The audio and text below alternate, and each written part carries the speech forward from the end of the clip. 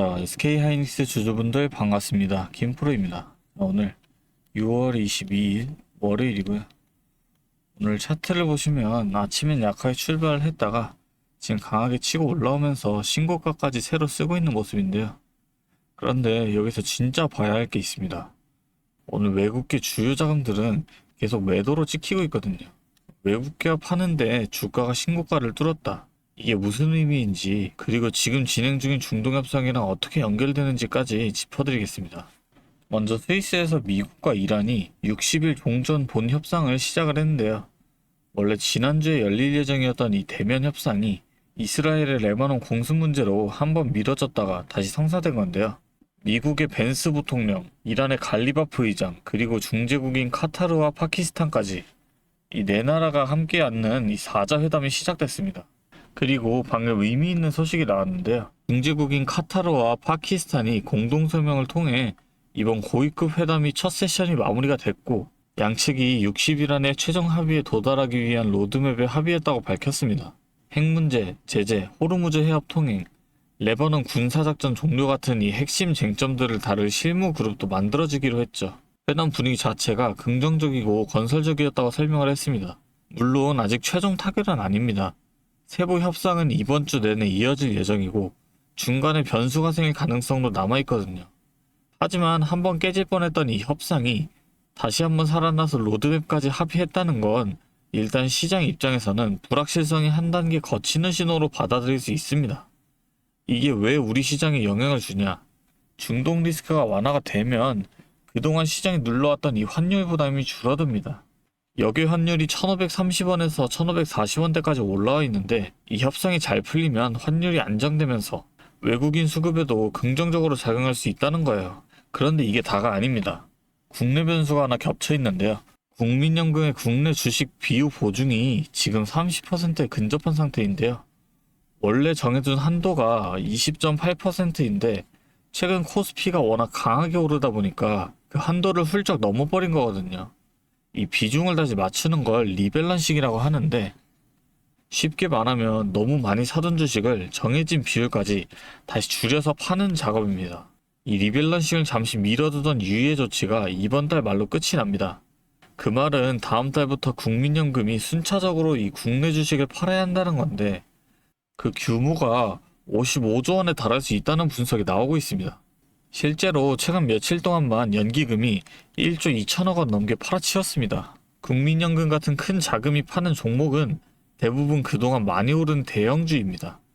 SK 하이닉스처럼 이 시장을 끌어온 종목들이 리밸런싱 매도 대상이 될 수밖에 없다는 거예요. 정리하면 지금 SK 하이닉스는 중동발 외부 변수에 국민연금발 수급 부담까지 이중으로 깔려있는 상황인 겁니다. 그런데 바로 여기서 오늘의 핵심이 나옵니다. 주가는 오히려 신고가를 찍고 올라갔거든요. 이게 무슨 뜻이냐? 외국계가 던지는 그 물량을 받아내는 강한 매수 주체가 있다는 겁니다. 그것도 그냥 받아내는 정도가 아니라 받아내면서 주가를 신고가까지 끌어올린 거거든요.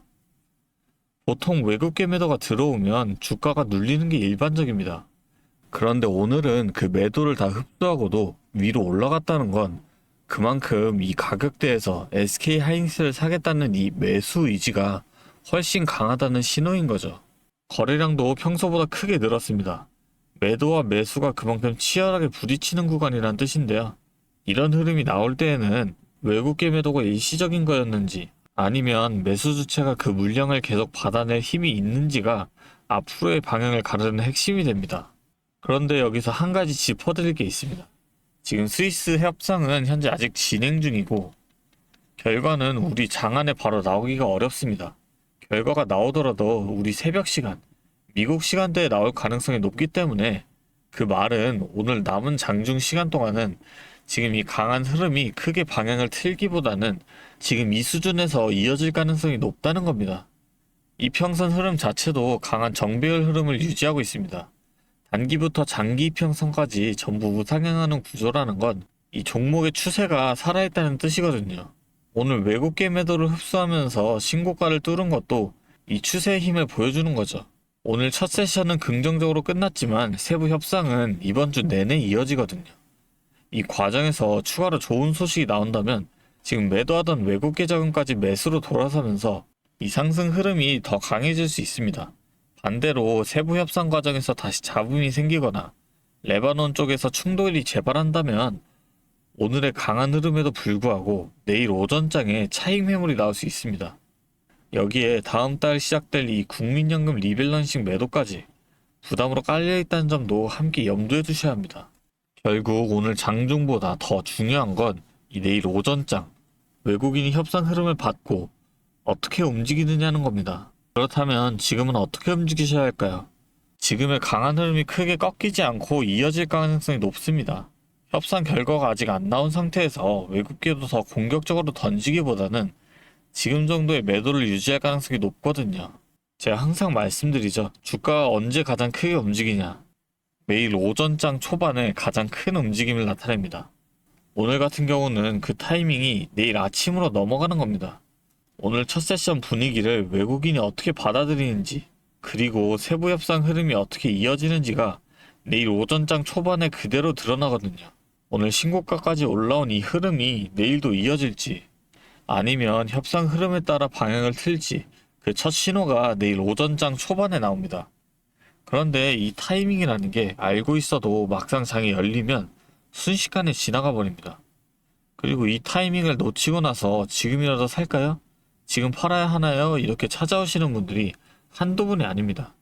그래서 저희가 방법을 바꾸기로 했습니다. 잠시만요. 상단에 번호 하나 잠깐 띄울게요.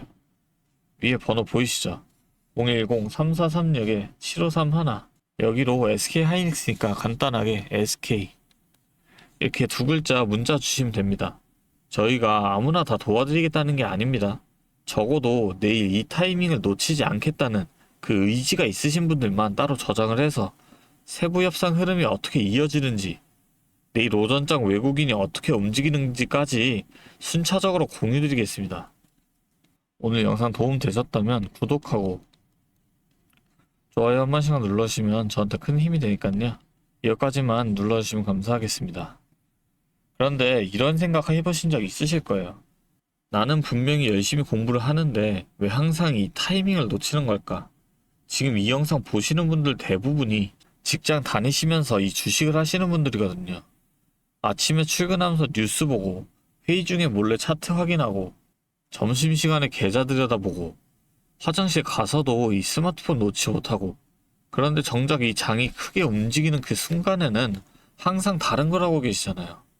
나중에 확인하면 이미 다 지나간 다음이고, 그제서야 연락 오셔서 지금이라도 살까요? 지금 팔아야 하나요? 이렇게 되는 거거든요. 혼자서 이 타이밍 잡기가 정말 쉽지가 않습니다. 이 정보가 없어서가 아니에요. 뉴스도 보고 공부도 하시는데 막상 내 이 돈이 걸리면 판단이 흔들리거든요. 그 순간 옆에서 방향을 잡아줄 누군가가 필요하다는 거예요.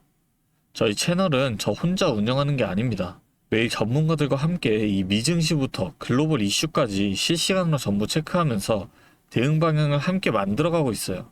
지금처럼 변동성이 큰 장에서는 이렇게까지 해야 제대로 대응할 수 있다는 거예요. 혼자서는 한계가 있습니다. 여러분, 혼자 하지 마세요. 오늘 밤 어떤 소식이 나오든 내일 장이 어떻게 열리든 그 타이밍마다 저희 쪽에서 도와드리겠습니다. 앞으로는 뒤늦게 찾아오셔서 후회하시는 일 없으셨으면 좋겠습니다. 그리고 오늘 끝까지 봐주신 분들을 위해 특별한 선물 하나 준비했는데요. 지금 중동 전쟁 이슈가 있었음에도 계속해서 늘어나는 이 AI 데이터 센터로 인해서 전 세계가 전력난에 처한 거 알고 계시죠? 이 전력난을 해결하기 위해 지금 우리나라에서도 지금 핵심적으로 밀고 있는 사업이 하나 있습니다. 이 내용 관련된 선물 하나 준비해 왔으니까 꼭 놓치지 마시고 함께 챙겨가셨으면 좋겠습니다. 자, 오늘 제가 준비한 선물은 요즘 굉장히 핫한 이 AI와 관련된 종목인데요. 자, 그런데 이 AI가 사용되는 곳이 굉장히 또 많고 용량도 크다 보니까 전기가 부족해져서 이 전력난이 상당히 심각하다는 겁니다.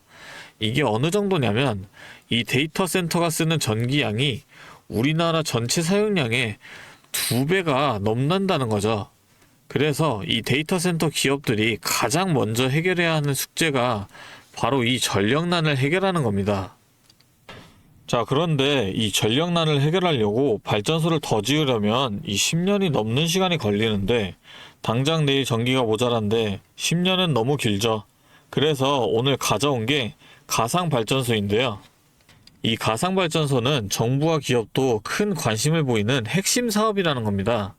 그러면 이 가상발전소는 뭘까요?